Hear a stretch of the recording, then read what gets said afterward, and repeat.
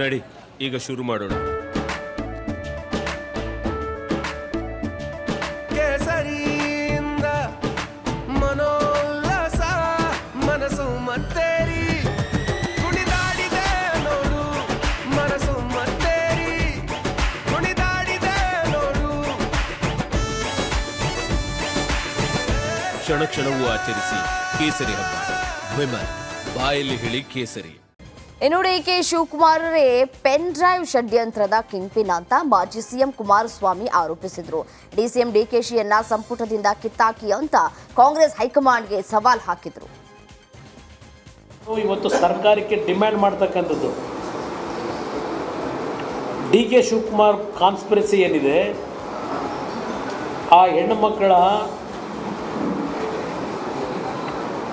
ಇದು ನಿಮ್ಮ ಪೆನ್ ಡ್ರೈವ್ಗಳಲ್ಲಿ ಏನು ಕ್ರೋಧೀಕರಿಸಿದ್ದೀರಿ, ಆ ಹೆಣ್ಣುಮಕ್ಕಳು ಮಾನಹಾರಾಧ ಹಾಕಿದ್ದೀರಿ. ಆ ಹಿನ್ನೆಲೆಯಲ್ಲಿ ಡಿ ಕೆ ಶಿವಕುಮಾರ್ ಅವರ ಕಾನ್ಸ್ಪಿರಸಿ ಇರ್ತಕ್ಕಂಥದ್ದು ಎದ್ದು ಕಾಣ್ತಾ ಇದೆ. ಫಸ್ಟು ಡಿ ಕೆ ಶಿವಕುಮಾರ್ನ ಕ್ಯಾಬಿನೆಟ್ಟಿಂದ ಸಸ್ಪೆಂಡ್ ಮಾಡಬೇಕು, ಡಿಸ್ಮಿಸ್ ಮಾಡಬೇಕು.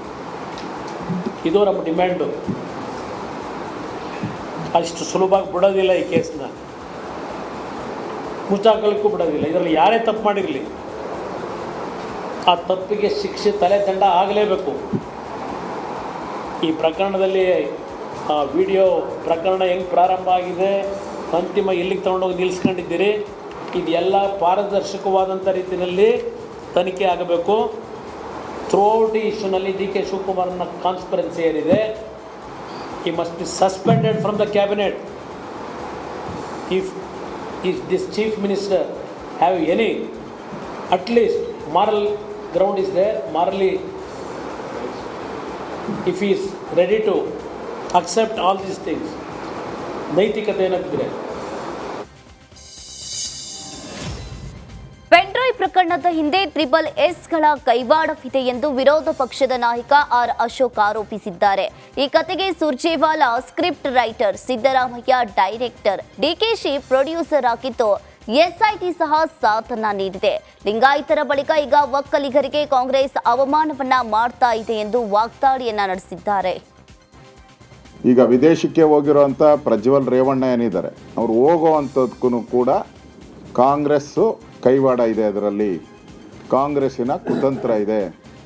ಯಾಕಂದರೆ ಅವ್ರನ್ನ ವಿದೇಶಕ್ಕೆ ಹೋಗೋಕ್ಕೆ ಬಿಟ್ಟು ಮೋದಿಯವ್ರ ಮೇಲೆ ಆಪಾದನೆ ಮಾಡೋಕ್ಕೆ, ಇಲ್ಲೇ ಅರೆಸ್ಟ್ ಮಾಡಿದ್ರೆ ಅದು ಕೇಂದ್ರ ಸರ್ಕಾರಕ್ಕೆ ಬರಲ್ಲ, ಕೇಂದ್ರ ಸರ್ಕಾರದ ಮೇಲೆ ಆಪಾದನೆ ಮಾಡೋಕ್ಕೆ ಬರಲ್ಲ.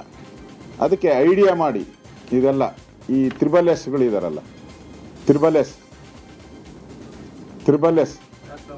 ಸುಜಿತ್ ವಾಲಾ, ಸುರ್ಜೇವಾಲಾ, ಸಿದ್ದರಾಮಯ್ಯ, ಶಿವಕುಮಾರ್, ಈ ತ್ರಿಬಲ್ ಎಸ್, ಈ SIT ಇದು SSIT ಇದು ತ್ರಿಬಲ್ SIT ಪ್ಲಾನ್ ಮಾಡಿದ್ದಾರೆ. ನನಗನ್ಸ್ತೈತೆ ಇದು ಸ್ಕ್ರಿಪ್ಟ್ ರೈಟ್ರೇ ಸುರ್ಜೇವಾಲಾ, ಅವ ಹೆಸರೇ ಬರಲ್ಲ, ಅವನು ಸುರ್ಜೇವಾಲಾ ಸ್ಕ್ರಿಪ್ಟ್ ರೈಟ್ರು. ಕತೆ ಅಂತಾರಲ್ಲ, ಕತೆ ಇದು ಚಿತ್ರಕಥೆ, ಈ ಚಿತ್ರಕಥೆ ಬರೆದವರೇ ಅವರು. ಇದರ ಡೈರೆಕ್ಷನ್ ಎಲ್ಲ ಸಿದ್ದರಾಮಯ್ಯನವ್ರದ್ದು, ಪ್ರೊಡ್ಯೂಸರು ಡಿ ಕೆ ಶಿವಕುಮಾರ್.